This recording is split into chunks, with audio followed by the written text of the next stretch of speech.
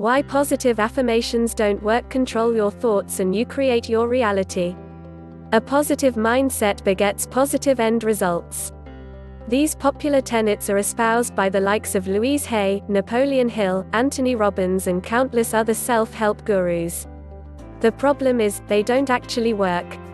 Consider the last time you really wanted something to happen. It could be a dream job, an ideal relationship or even a parking space in the city. Having learned from the best, you used positive affirmations in the ways suggested. You wrote your desired outcome on a card, kept it on your person at all times and repeated the phrase over and over in your head. The end results of your efforts were probably not the ones you were looking for. Having failed, you might have berated yourself. You didn't do the affirmations correctly, you were somehow undeserving, or even, it was meant to be. The reason positive affirmations don't work is that they target the conscious level of your mind, but not the unconscious. If what you are trying to affirm is incongruent with a deeply held negative belief, then all that results is an inner struggle. Let's say you believe that you are ugly and worthless. A commonly held belief by depressed people all over the world. This belief may feel deeply and irrevocably true, no matter what the actual reality might be. For example, at the peak of her career, Jane Fonda was held to be one of the most beautiful women in the world, yet, as her autobiography reveals, she judged her physical appearance as inadequate and struggled with eating disorders for decades. Cringing when being paid a compliment is because I know it isn't true. Imagine how excruciating this exercise would feel. Look at yourself in the mirror and say out loud, I am beautiful, inside and out. I love myself. If you deeply believe and feel that you are ugly and worthless, it will set off an inner war. With each positive declaration, your unconscious will cry out, it's not true, it's not true. This conflict uses up a great deal of energy and creates massive tension in the body. The end result is that the negative belief becomes stronger as it fights for survival and what you really desire fails to manifest. So if affirmations don't work, what does? The good news is that there is a simple method you can use, apply immediately and have instant and excellent results. A recent groundbreaking study holds the key. It sheds light on the effectiveness of declarative versus interrogative self-talk. Declarative self-talk is about making self-statements, either positive or negative. In contrast, interrogative self-talk is about asking questions. In the study, 4 groups of participants were asked to solve anagrams. Before completing the task, the researchers told them that they were interested in handwriting practices and asked them to write 20 times on a sheet of paper either I will I, or will.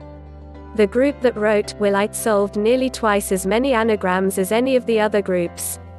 From this and similar studies the researchers conducted, they found that asking ourselves is far more powerful than telling ourselves something when we wish to create successful end results.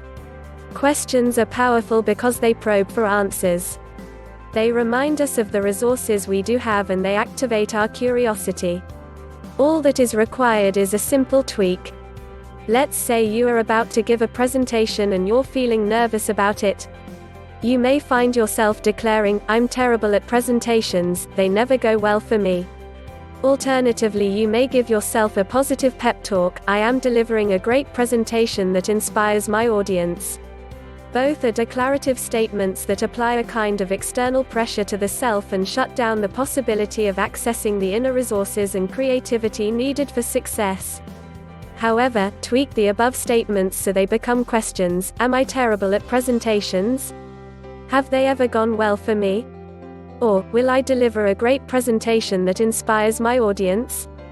Potential answers may be, I get shy and nervous and people switch off when I talk.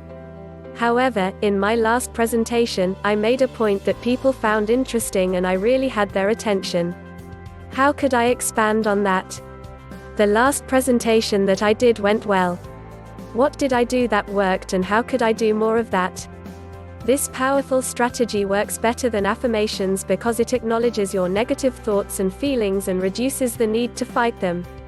You start to become an ally to your unconscious mind, which in turn will elicit its cooperation. And the unconscious mind is fantastic at coming up with creative stuff. follow this process to effectively apply the interrogative self-talk strategy. Draw your awareness to any declared self-statements, whether positive or negative. Tweak these statements into questions, e.g., I am, into am I. Mull over possible answers to these questions and come up with additional questions. What if produces a particularly fruitful line of inquiry. Eliciting your curiosity and creativity using this method will put an end to that draining inner struggle, which in turn will reduce the tension in your body and help you relax. It won't cost you anything and it will position you to reap excellent end results. Please subscribe to the channel to receive the latest videos.